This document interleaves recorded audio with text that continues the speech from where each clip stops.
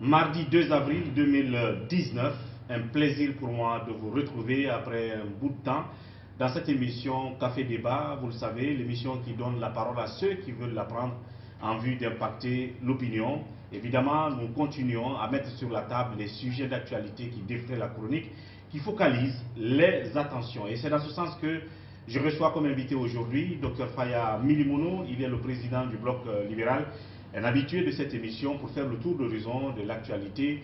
Évidemment, la réaction du politicien à ce sujet qui a trait notamment à la liberté de la presse, à l'emprisonnement de ce journaliste Lansana Camara, et qui justement a fait qu'aujourd'hui, mardi même, les journalistes en grand nombre ont décidé de descendre dans les rues de la capitale pour justement dénoncer cette détention illégale et prolongée du journaliste pour faire de révélations de scandale au ministère des Affaires étrangères, où il a annoncé des velléités de détournement de plus de 200 000 euros, ça veut dire plus de 2 milliards, ce pourquoi justement on s'est précipité pour le mettre en prison, ce qui est aussi une violation de la loi. Dr Faya va se prononcer là-dessus, et puis bien d'autres sujets, notamment les différentes rencontres entre la CENI et les entités politiques et les propos incendiaires, dits incendiaires d'Alpha Condé.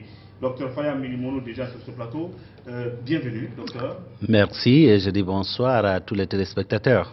Alors oui, avant de commencer, un sujet au-delà de nos frontières, mais qui a des recoupements avec l'actualité politique en Guinée, c'est la décision du parti de Mamadou Youssoufou, le président nigérien, de choisir un candidat du parti au pouvoir qui va représenter donc le PNDS aux élections de 2021. Ce qui veut dire que Mamadou Youssoufou ne va pas modifier la constitution nigérienne et aller vers un troisième mandat en recoupant les actualités. Qu'est-ce que ça vous inspire, vous? Il faut envier le peuple nigérien qui a à sa tête quelqu'un qui plutôt démontre, n'est-ce pas, une certaine sagesse. Il a l'opportunité de diriger ce pays pendant 10 ans. Eh bien, pour lui, ça suffit. Ça ne nous étonne pas du côté de Youssoufou, parce que déjà, le premier qui s'est aventuré sur cette question pour dire que Youssoufou devait avoir droit à un troisième mandat a fait l'objet, n'est-ce pas, de poursuites judiciaires, et il a été condamné. Parallèle avec nos situations, combien de personnes en Guinée ont bénéficié des promotions simplement pour avoir prié Dieu de donner un pouvoir indéfini au professeur Alpha Condé qui laisse 200 ans, etc., etc. On se rappelle de monsieur qui était à la tête de la police de notre pays quand il était en Zéro Corée. Désormais, il est le conseiller avec rang de ministre à la présidence. Nous avons connu le ministre, le gouverneur de la région de l'Abbé, qui a été de cela. Aujourd'hui, le préfet de Cancan, la Miss du RPG, Nantou Chérif. En fait, tout le monde en fait aujourd'hui un jeu de prédilection, en violation de notre constitution, en violation de nos lois. Alors, ça, il faut dire, il faut tirer chapeau donc au peuple nigérien et à son président. C'est déjà quelque chose qui inspire confiance et qui peut être gage de stabilité du pays, de savoir que dans 2 ans, il y aura un transfert de pouvoir dans la paix, et donc quiconque est devant une telle situation, il peut investir, même pour 10 ans, 30 ans ou 40 ans, et se dit, voilà un pays qui a choisi l'option de créer une situation stable pour que l'économie... voilà, justement. Aujourd'hui, on se demande qu'est-ce qu'il faut faire en Guinée. Qu'est-ce qu'il faut faire? Le président qui continue à brandir l'argument « j'ai le droit d'aller devant le peuple ». Le même qui, hier, disait de Lansana Conté qu'il est contre l'alternance, que lui se réserve le droit d'utiliser les armes pour etc., etc. C'est celui-là qui veut aujourd'hui nous dire qu'il a le droit d'avoir indéfiniment des mandats. Donc, mais nous l'attendons. La démarche de Mamadou Youssoufou, le président nigérien, doit inspirer. Ça doit inspirer bien de présidents.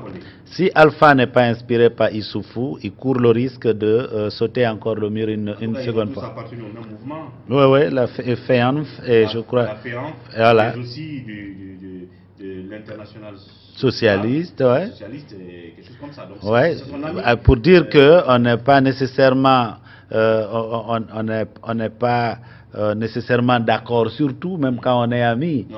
Voilà, donc en tout cas, Issoufou va sortir par la grande porte et il aura inscrit son nom en lettres d'or dans l'histoire de son pays. Hein. Il a fait ce qu'il pouvait.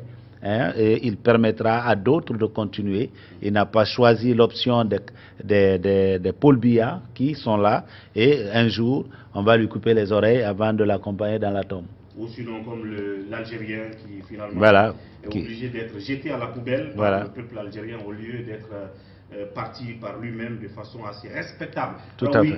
Voilà donc le président du Niger, Mamadou Issoufou, donc avec son parti qui décide déjà de donner le ton de l'alternance pacifique au Niger en choisissant déjà un de ses ministres comme le candidat de son parti pour les élections à venir en 2021. Pendant ce temps, c'est tout le contraire qui semble se dérouler en Guinée, ce qui est donc un vent d'incertitude, notamment même pour les investisseurs, comme Dr Faye l'a dit tout à l'heure, mais on reviendra tout à l'heure encore sur le cas spécifique de la Guinée.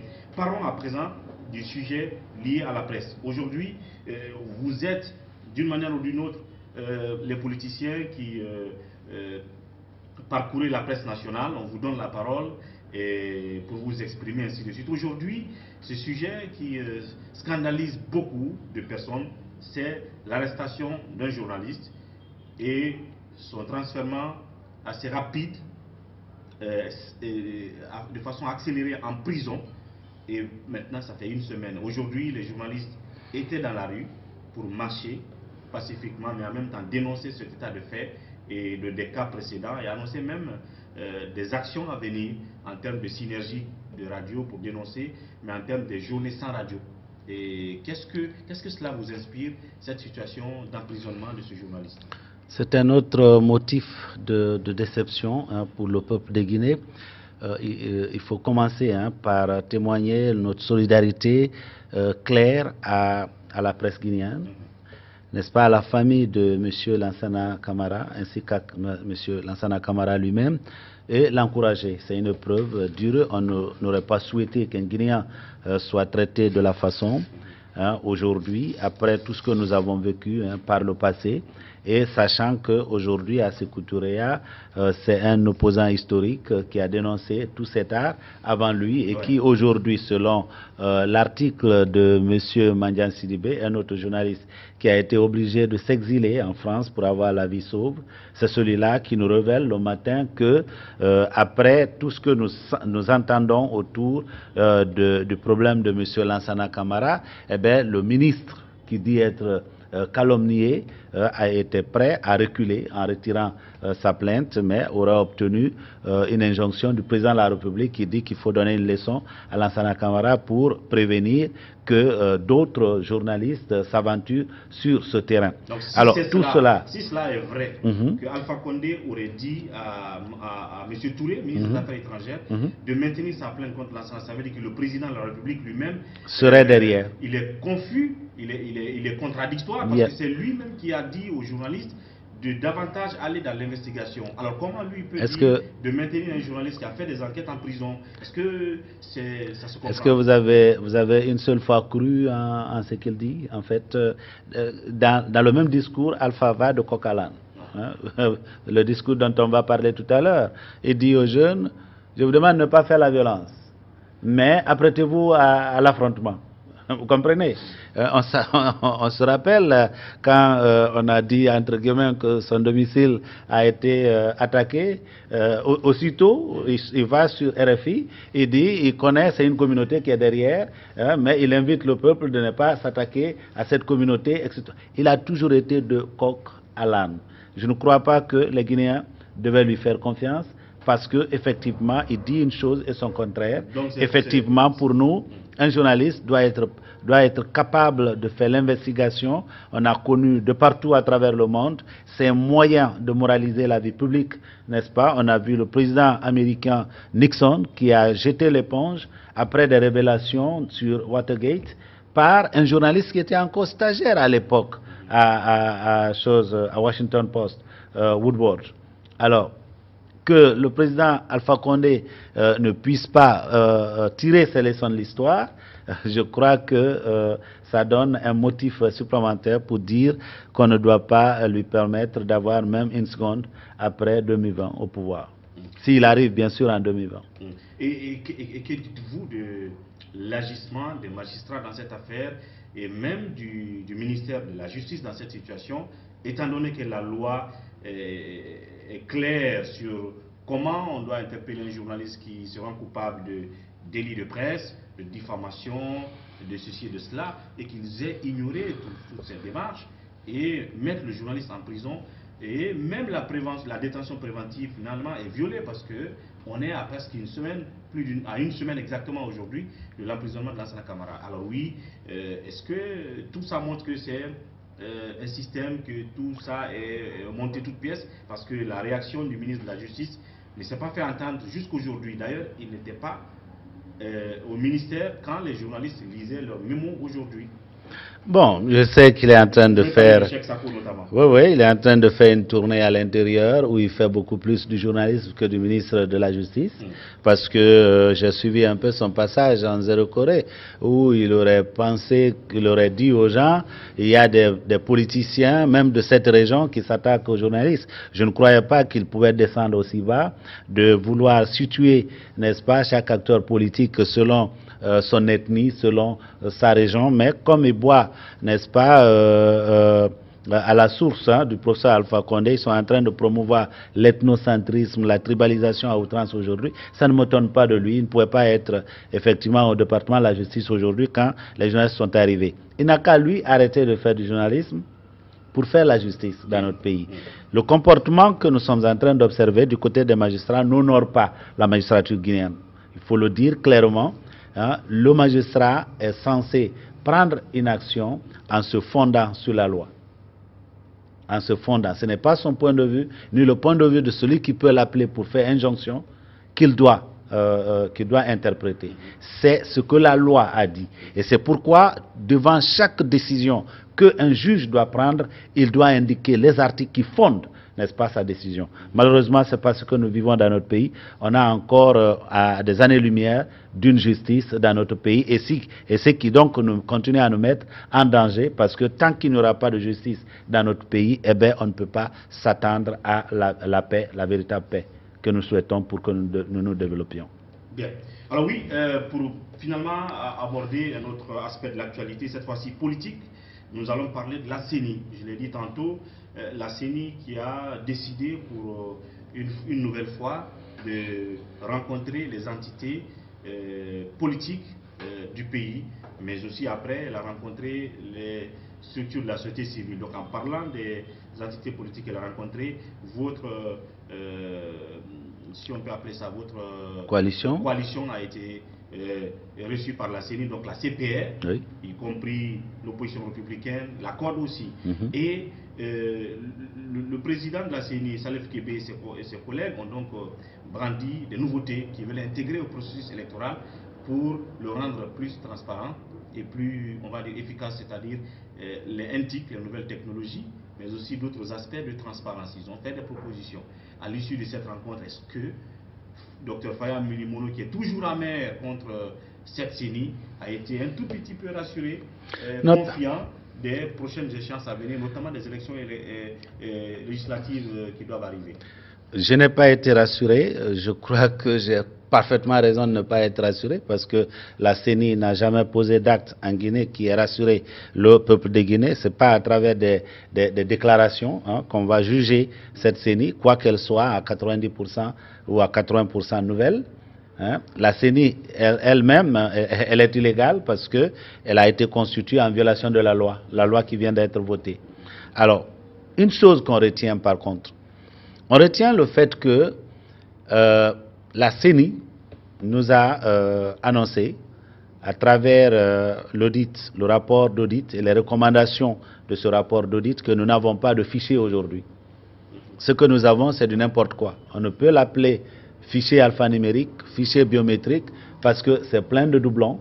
Il y a beaucoup d'électeurs hein, ils se comptent par millions, n'est-ce pas, qui n'ont ni photo, ni empreinte. Tout cela est dans ce fichier-là. C'est-à-dire c'est un fourre-tout. Hein, on ne peut pas retracer qui a été enregistré quand et qui est mort, qui n'est pas mort, qui est enfant, qui n'est pas enfant. Voilà, c'est un fichier en fait qu'on ne peut pas considérer aujourd'hui ni biométrique, ni alphanumérique. C'est un machin hein, qu'il faut carrément mettre de côté pour créer un nouveau fichier. Et je crois que c'est ce que les auditeurs ont clairement recommandé parce que il faut que tous ceux qui doivent voter aux prochaines élections reviennent devant les carles pour pouvoir se faire enrôler ou réenrôler. Parce que ce fichier-là, tant aussi longtemps qu'on continue à l'utiliser, même en tant que base pour essayer de l'amender, nous serons dans la confusion et nous n'aurons jamais rien de clair. Il y a au moins 1,5 million et quelques électeurs qui n'ont pas de photos, qui n'ont pas d'empreinte. C'est vraiment du n'importe quoi. Donc ça, c'est quelque chose quand même qu'on a retenu. Autre chose, par rapport à l'introduction des nouvelles technologies, nous ne pouvons pas tourner le dos à l'avancée de la science, la technique, la technologie, mais nous avons pris cette information avec beaucoup de prudence et nous allons veiller à ce que tous les pas que nous allons prendre dans ce sens soient pris dans le sens de préserver la paix dans notre pays. Parce que l'ordinateur a été inventé, c'est pour faciliter la tâche, n'est-ce pas, à l'homme. Mais en Guinée, l'usage qu'on en fait, eh bien, allez savoir. En 2010, moi j'étais dans l'Alliance Cellou-Dalein et cela m'a donné l'occasion de suivre la centralisation à la CENI avec, avec le général malien d'alors, Sangaré. Eh bien, même en ce moment-là, on avait tenté d'utiliser les nouvelles technologies, n'est-ce pas, surtout pour la remontée des résultats. Alors, qu'est-ce qu'on a constaté? Pendant que celui qui envoyait par SMS, n'est-ce pas, les résultats de Ratoma, nous annonçait qu'il avait fini de transférer tous les résultats. Après, nous n'avions pas devant l'écran qui devait nous permettre de voir l'adaptation, voilà, instantanément, en temps réel.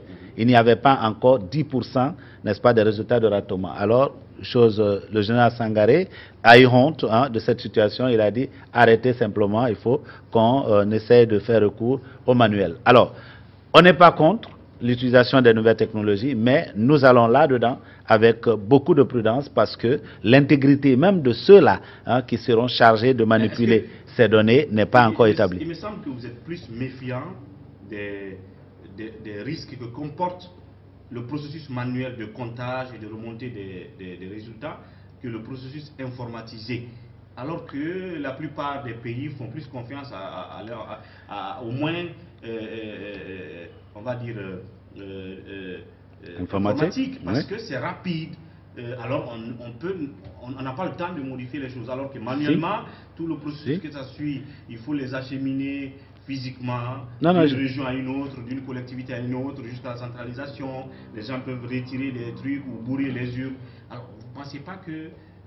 De la même manière que les gens peuvent substituer les procès-verbaux quand ils partent d'un coin X à un coin Y, il y a la possibilité de s'asseoir devant son ordinateur, créer un programme, hein, à travers des commandes, et mettre dans les commandes la date, l'heure et la seconde à laquelle, n'est-ce pas, la commande va s'exécuter elle-même sans avoir besoin de l'intervention d'un être humain. Et puis, vous lancez ça contre un fichier ou contre les résultats hypothétiques. Eh bien, ça peut procéder à toute transformation sans que, une fois la commande lancée, sans qu'on ait besoin de X ou Y hein, devant une machine quelconque. Alors, tout cela est aujourd'hui possible. Si vous suivez, n'est-ce pas, l'actualité au niveau international, pourquoi jusqu'à présent les enquêtes continuent aux États-Unis? Parce que on n'a pas encore établi que, voilà, avec la Russie, hein, parce que jusqu'à présent, les Américains ne sont pas sûrs que les Russes n'ont pas essayé de tempérer avec les résultats des élections de 2016. Donc, la technologie, oui, mais ça ne nous ferme pas les yeux, surtout quand c'est manipulé par des gens qui n'ont aucune moralité, hein, qui n'ont aucune intégrité. Donc, vous êtes accessible à l'intégration NTIC. Voilà, mais avec beaucoup de prudence. Il y a aussi la question du financement des partis politiques qui a été évoquée. Là-dessus, nous avons interpellé clairement la CENI et puis l'État, par ricochet, n'est-ce pas, a sorti de la confusion. Il y a des lois qui ont été préparées en vertu desquelles les partis politiques devaient bénéficier des subventions, pas juste parce qu'on a un agrément, mais parce qu'on a participé à des élections et on a tel nombre d'élus au niveau local, on a tel nombre d'élus au niveau, du Parlement, on a tel nombre d'élus au niveau régional. Et là, ça pose un problème, parce qu'aujourd'hui, en 2016, lorsque nous avons dit « n'allez pas sur ce terrain », il y a eu deal entre l'UFDG et le RPG, qui a mis clairement le pays en danger, parce qu'aujourd'hui, on n'en sort plus d'une élection qui a commencé, n'est-ce pas, depuis 2017. Parce que le calendrier qui a été mis en œuvre pour permettre aux Guinéens d'aller aux urnes le 4 février 2018 a été adopté, c'était en 2017. Alors donc, certaines étapes ont été franchies en 2017. Nous sommes en 2019. Jusqu'à présent, on n'en sort pas de ces élections parce que les chefs de quartier, les conseils de quartier et des districts ne sont pas encore installés, les conseils régionaux ne sont pas encore installés, et donc tout le monde, dans la complicité, n'est-ce pas, collective de tous les dealers, nous sommes en train, encore une fois, de banaliser la République. À l'époque, que de calomnies nous avons été victimes, que de choses, comment on appelle ça, d'attaques personnelles, nous n'avons pas subi. On est même allé jusqu'à nous traiter d'anti-guinéens parce qu'on était opposé à cette loi qui aujourd'hui est en train de banaliser la République. Je veux bien entendre l'UFDG nous dire si ce deal-là, elle peut être aussi aujourd'hui fière de ce deal en 2016, qui en tout cas a été à l'origine de toute la pagaille qu'il y a eu au sein de l'opposition républicaine qu'on est en train de colmater aujourd'hui, qu'on n'y arrive pas. Donc en parlant de cette rencontre que la CENI a eue récemment avec les entités politiques, vous, ce que vous retenez, c'est que vous n'êtes pas trop confiant malgré tout ce que la CENI vous a dit dans cette rencontre comme mesure qu'elle est en train de mettre en place. Alors, vous restez toujours méfiant, comme vous l'avez d'ailleurs toujours été, j'ai remarqué. Oui. Mais en ce qui concerne maintenant la volonté, est-ce que quand même vous dites non, la CENI a quand même cette volonté d'aller au moins vers les élections parce qu'il y a un certain nombre de choses qu'elle a préparées. Et quand je prends par exemple le fait qu'elle est prête pour aller faire sa retraite, mais qu'elle n'a pas encore le budget. Et or, c'est à l'issue de cette retraite que la CENI peut faire une proposition de calendrier. Elle a même été imprudente. Le gouvernement ne lui a pas encore donné les moyens, ni pour la retraite, ni le budget des élections. Même les salaires ne sont pas payés. Est-ce que là, vous ne pensez pas que la volonté se trouve au niveau de la CENI, mais que le gouvernement n'accompagne pas? Enfin, la volonté n'est pas suffisante. Je n'en veux pas la CENI sur toutes les questions. Mais la CENI a toujours couvert comment on appelle ça, la CENI a toujours couvert l'imposture de la gouvernance du professeur Alpha Condé.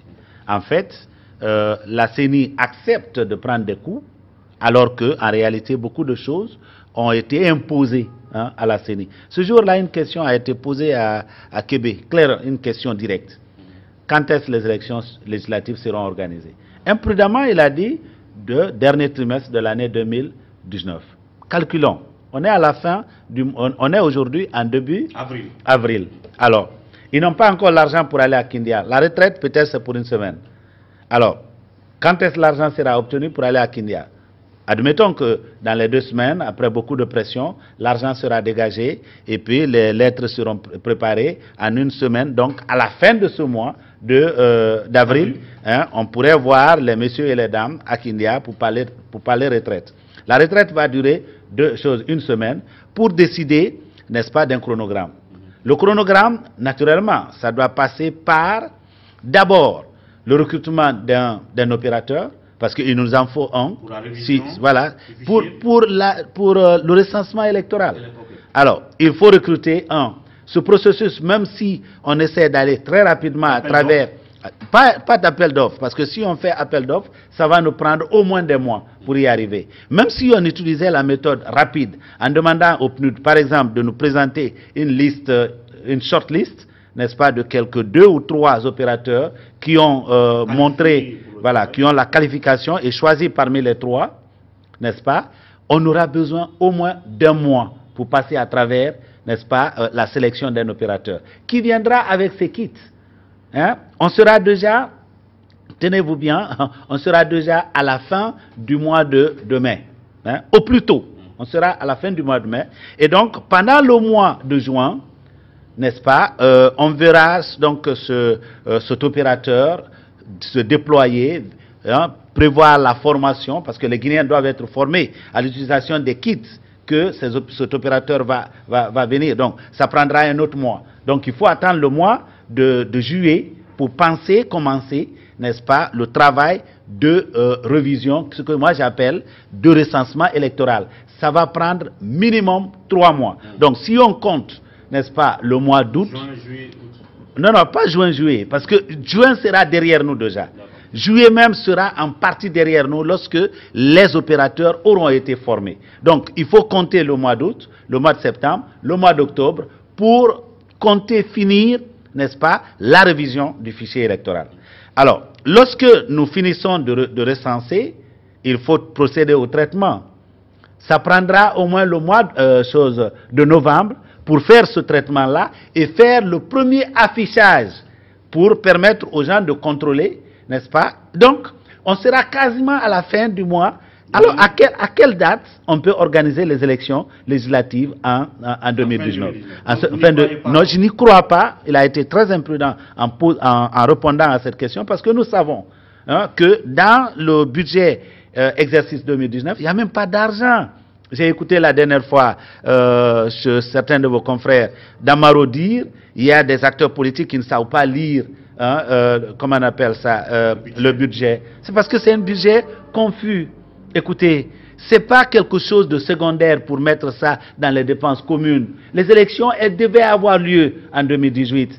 Comment on peut nous dire que l'argent est dans les dépenses communes, cet argent qui devait être utilisé pour les élections législatives? Une ligne spéciale dans le budget. Ça doit être une ligne spéciale qui doit clairement apparaître, mais il n'y a pas tout cela. Yeah. Donc, ce qui veut dire, jusqu'en janvier ou février 2020, eh bien, je ne suis pas sûr qu'on nous appellera aux urnes pour les élections législatives. C'est pour cette raison que nous demandons à nos amis qui sont encore en train de réfléchir, qu'ils soient guidés par Dieu comme, voilà, qu'ils soient guidés par Dieu comme Dieu est en train de guider un autre acteur politique qui va maintenant rejoindre la mouvance sous la direction de Dieu, hein? Parce qu'avant, je ne sais pas, sous la direction de qui, je ne sais pas, il y a des gens qui viennent vous dire que maintenant là, en tout cas cette fois-ci, c'est la bonne façon, parce que maintenant ils sont guidés vers la mouvance, hein, par Dieu lui-même.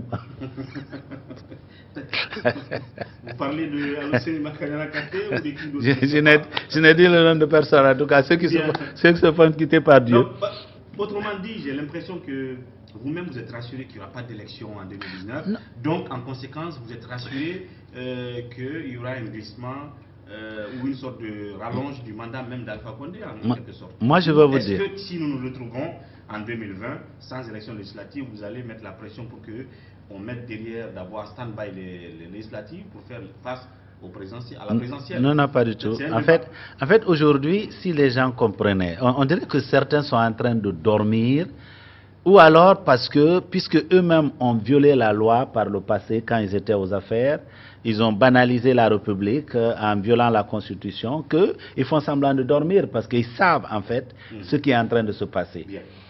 Le glissement, on est déjà là-dedans, parce que le mandat des députés a expiré et nous n'avons pas une nouvelle, on n'a pas une nouvelle assemblée en place. Donc, le glissement est déjà consommé, n'est-ce pas, du côté des députés. Ce que nous disons, c'est que ne siégez pas. Si vous siégez, ça dit que vous confirmez le glissement des députés, et en ce moment-là, lui aussi, il va glisser. Et en ce moment, le peuple va tomber. Bien. Vous comprenez? C'est pourquoi nous disons aux amis, hein, de l'opposition, n'y allez pas. Tout ce que vous êtes en train de raconter, si on ne va pas, il y aura ceci, il n'y aura rien. La seule chose que ça va donner, c'est qu'au moins, lorsque vous n'allez pas, on se retrouve tous ensemble pour dire, Alpha a parjuré. Il n'a pas respecté la Constitution sur laquelle il a juré qu'il allait la respecter et la faire respecter. Le principe de régularité des élections, c'est un principe constitutionnel, rappelé d'ailleurs dans son avis la Cour constitutionnelle. Donc, on peut bien et dès maintenant aller après Alpha Condé pour parjure et il va négocier sa sortie. Vous verrez ce jour-là, on ne parlera plus jamais de troisième mandat ici. Bien. Mais si on va à l'hémicycle pour continuer à abuser des fonds publics, eh bien, on aura collaboré et on sera autant chose comptable devant le peuple que Alpha Condé et sa mouvance. Voilà. En tout cas, c'est ça un peu les craintes, les doutes de Dr Faya. D'abord sur la possible tenue de ces élections législatives en 2019, là, tel que annoncé par le président de la CENI, notamment pour le dernier trimestre de 2019. Pour lui, matériellement, vu le temps, on ne saurait tenir ces élections, donc il doute là-dessus. Évidemment, d'ailleurs, en parlant de temps, un autre processus qui n'est pas encore achevé, est-ce que cela même aussi ne permettrait pas à ce que ces élections n'aient pas lieu, notamment l'installation des conseils régionaux et des chefs de quartier, notamment qu'on appelle les conseils de quartier. Selon lui, qui retarde ce processus et dans quel intérêt, nous allons en parler tout à l'heure, mais dans la deuxième partie de cette émission, juste après la pause thé.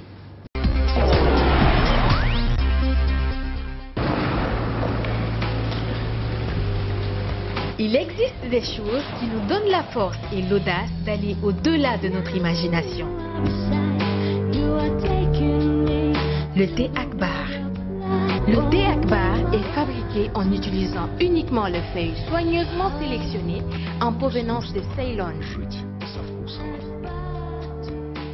La qualité du thé Akbar a été évaluée selon les normes les plus strictes par des experts en dégustation qui se sont appuyés sur près d'un siècle d'expertise dans ce domaine. Premier producteur de thé, vous pouvez faire confiance à la famille Akbar pour vous garantir votre santé. Seule la meilleure tasse de thé peut vous procurer de la fraîcheur. Merci donc de nous retrouver dans cette deuxième partie de Café Débat. Évidemment, comme invité, toujours à mes côtés, Dr Faya Milimono. Il est le président du bloc libéral. Vous l'avez compris, en première partie, il a donné ses impressions, son avis sur l'actualité au Niger, qui se recoupe un peu avec celles en Guinée, mais qui sont toutes contraires. Mamadi Youssoufou, le président nigérien, qui ne briguera pas de troisième mandat, puisque déjà son parti a un candidat pour 2021.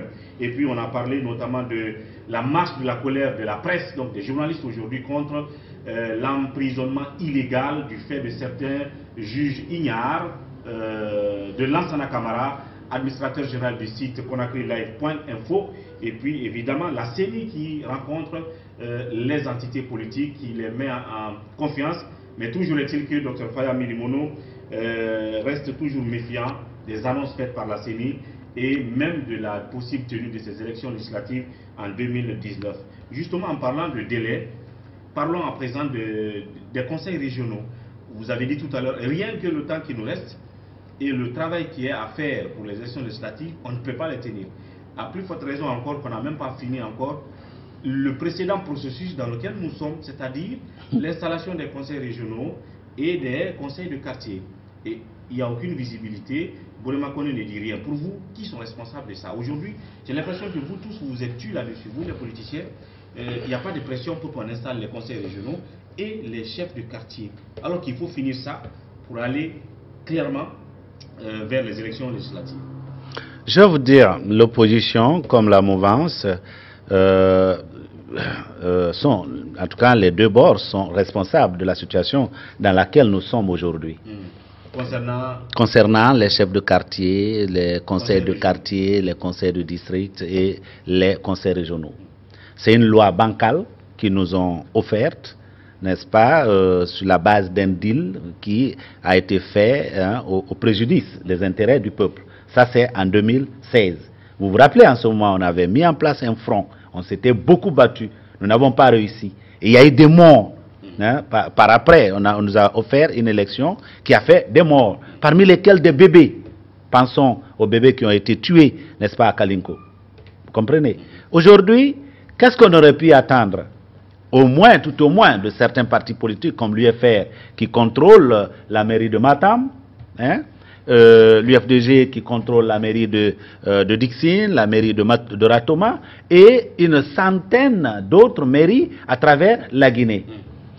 Bourema Condé, je sais que c'est un monsieur qui n'est plus le bienvenu dans tout débat sérieux quand il s'agit vraiment de la loi en Guinée, mais je ne l'en veux pas lui seul quand on parle aujourd'hui de la non-installation des conseils régionaux et des conseils de quartier et de district.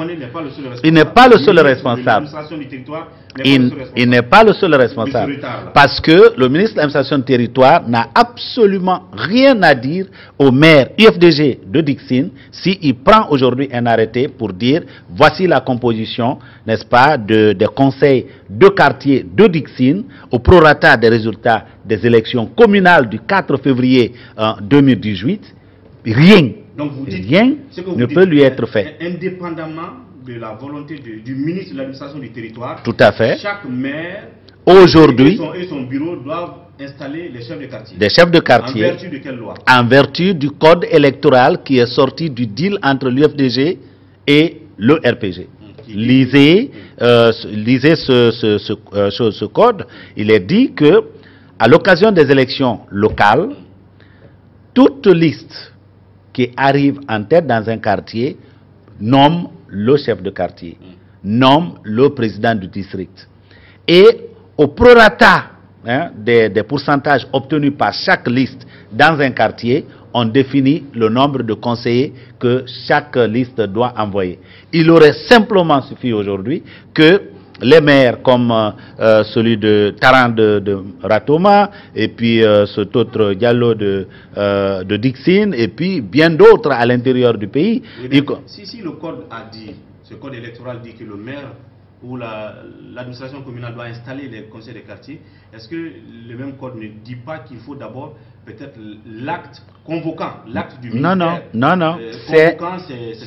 C'est seulement l'acte dit même en combien de temps après l'installation des conseils communaux, les entités ayant pris part, n'est-ce pas, aux élections doivent déposer ces listes pour que, auprès de la mairie, pour que le maire prenne l'arrêté pour dire voici la composition de tel quartier et avec les chefs de quartier nommés par les entités qui ont obtenu le plus de voix. Ça c'est clair. Ce retard-là est cautionné même par y compris les partis d'opposition. Donc on fait en fait de la loi dans notre pays rien de moins qu'un chiffon. En réalité, et quand on sait qu'on a mené ce combat avec ces personnes-là, et ce combat qui a eu des conséquences aussi lourdes que la vie, la perte en vies humaines, et qu'on voit la manière aussi banale avec laquelle on est en train de traiter la loi dans notre pays, eh bien, ça ne nous laisse pas dormir tranquille. Donc c'est ce qui fait aussi peut-être que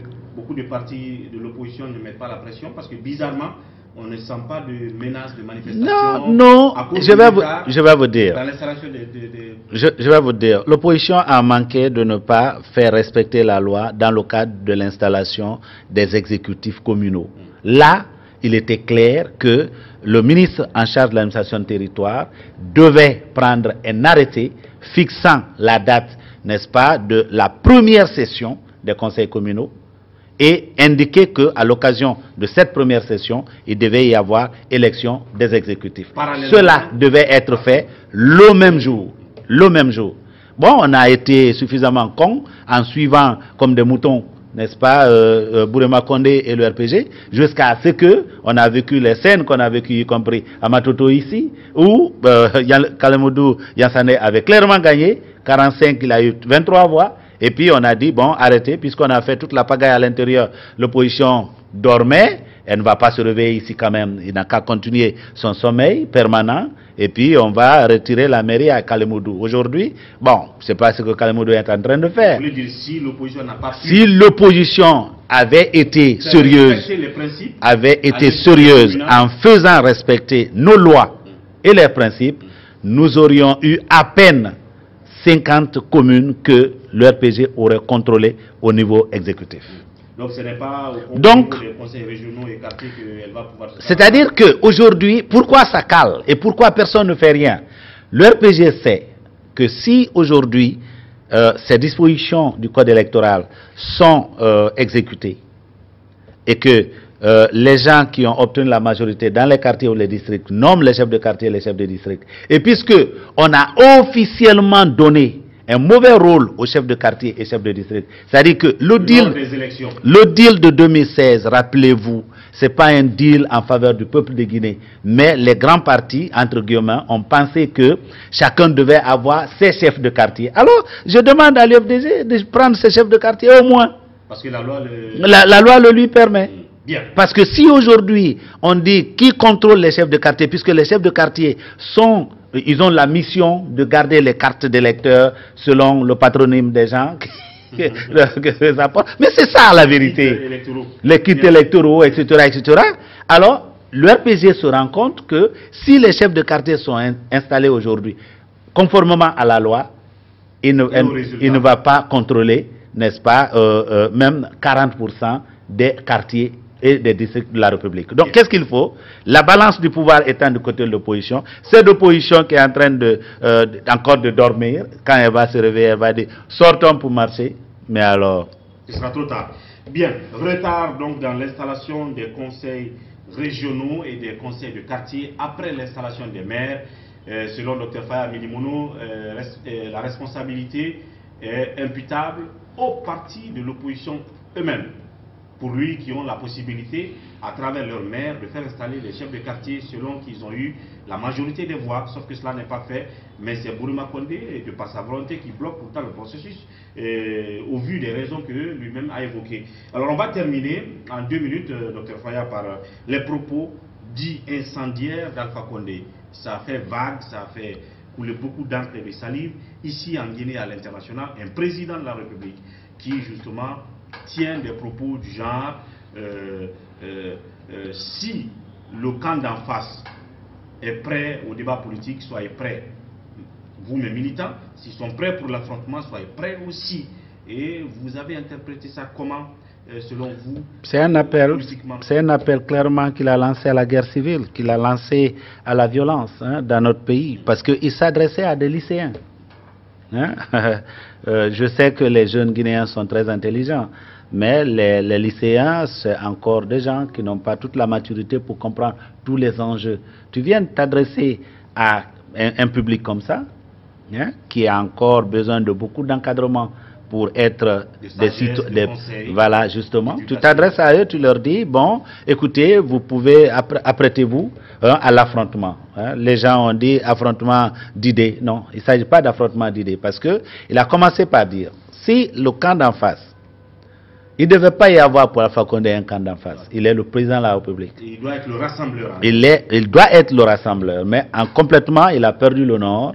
Et il ne semble plus comprendre quel est le rôle de l'opposant historique qu'il a été et le rôle, n'est-ce pas, du président de la République qu'il est, en réalité. Ce n'est pas pour rien que tout le monde a demandé qu'on présente au peuple de Guinée son bilan de santé, pour que l'on soit sûr que ce n'est pas un président malade qui, sous le poids de la maladie, est prêt à appeler à la guerre civile dans notre pays sans même se rendre compte. Pourtant, visiblement, il jouit de toutes ses facultés. Est-ce que ce n'est pas une astuce politique, non, même si ça peut être cynique, mais une astuce politique, peut-être à des fins à très court terme, de créer une certaine instabilité politique, aux fins de proroger le mandat présidentiel et de ne pas pouvoir tenir les élections. Tout ça, est-ce que tout ça n'est pas compris dans... Tout ça est aujourd'hui dans cette salade.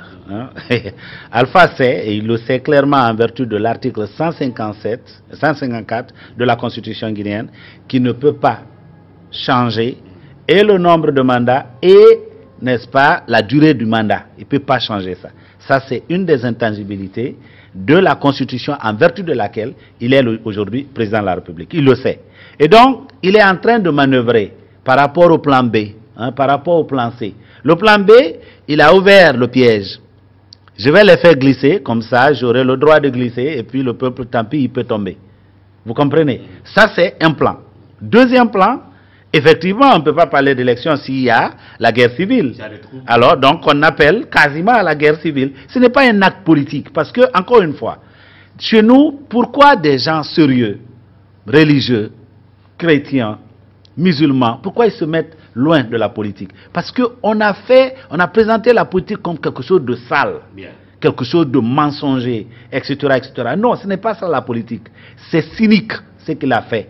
C'est clairement, s'il était dans un pays sérieux, où les institutions fonctionnent correctement, il serait interpellé pour répondre, n'est-ce pas, devant le peuple par rapport à cette déclaration-là. Donc pour lui, s'il ne peut pas obtenir, n'est-ce pas, un troisième mandat par le jeu, n'est-ce pas, de la manipulation constitutionnelle, eh bien, il peut obtenir le glissement par le jeu du retard des élections, parce qu'il n'y a pas eu de guerre là, les 2 dernières années, pour que nous n'ayons pas des élections législatives. Le cas ultime maintenant, eh bien, je mets le feu au pays, comme ça, quand ils seront en train de se tuer, personne ne pensera aux élections. Alors, donc ce que vous dites à la fin, pour que Alpha Condé, le président de la République, jouisse de l'humilité, aussi qui est quand même une des, je veux dire, des dimensions d'un président de la République, l'humilité, c'est-à-dire qu'il revenir souvent sur certaines choses qui ne sont pas bien. Est-ce que vous pensez qu'il doit revenir sur ses propos, rectifier, se faire comprendre dans le vrai sens de ces termes qu'il a employés? En tout cas, il doit se rectifier, il doit dire clairement, hein, et il doit clairement dire au peuple de Guinée qu'il n'a pas une intention de mettre le feu à la Guinée et prendre l'avion et s'en aller. Parce que c'est ça en fait. Nous autres, nous en sommes inquiets. Nous en sommes inquiets parce qu'on a vécu la guerre au Libéria ici. La guerre, vous pouvez la regarder dans un film, hein, devant le petit écran. Parfois, ça peut être captivant, mais il ne faut pas la vivre, la guerre. On a connu la guerre autour de nous. Il y a eu guerre en Côte d'Ivoire, il y a eu guerre au Libéria, il y en a eu en Sierra Leone, où on a vu des bébés couchés pour qu'on scie leurs mains. Vous comprenez? Où on demandait aux gens, tu choisis manche courte ou manche longue. On a vécu tout ça, cette folie-là. Ils demandent, n'est-ce pas, ils demandent aux lycéens, hein, aux enfants, apprêtez-vous à l'affrontement. Alors là, il faut clairement, si les institutions fonctionnent, s'il y a un procureur ou s'il y a ceci, chacun doit aujourd'hui être en train de se poser la question. Est-ce que vous constatez un silence des institutions? Non, il y a un silence clair des institutions. On n'a pas entendu choses comme on appelle ça à l'Assemblée nationale. Nous n'avons pas entendu, en tout cas personne.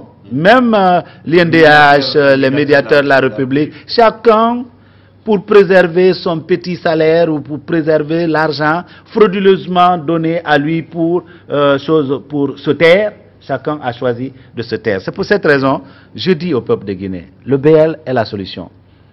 Nous venons, c'est pour mettre cela derrière nous.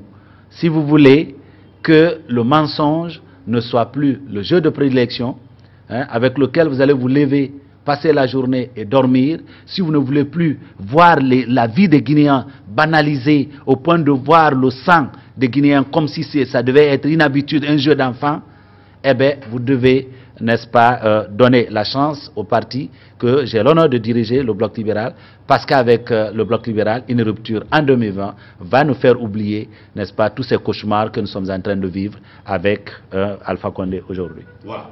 En tout cas, merci Dr Faya d'être passé. À très bientôt pour un autre numéro. C'est moi qui vous remercie. Voilà, mes téléspectateurs, comme je l'ai dit tantôt, en début de semaine, en début d'émission, je l'ai dit, c'est fut un plaisir pour moi de vous retrouver, de reprendre le plateau. On se retrouve demain avec un autre invité pour parler d'autres sujets. D'ici là, prenez soin de vous et au revoir.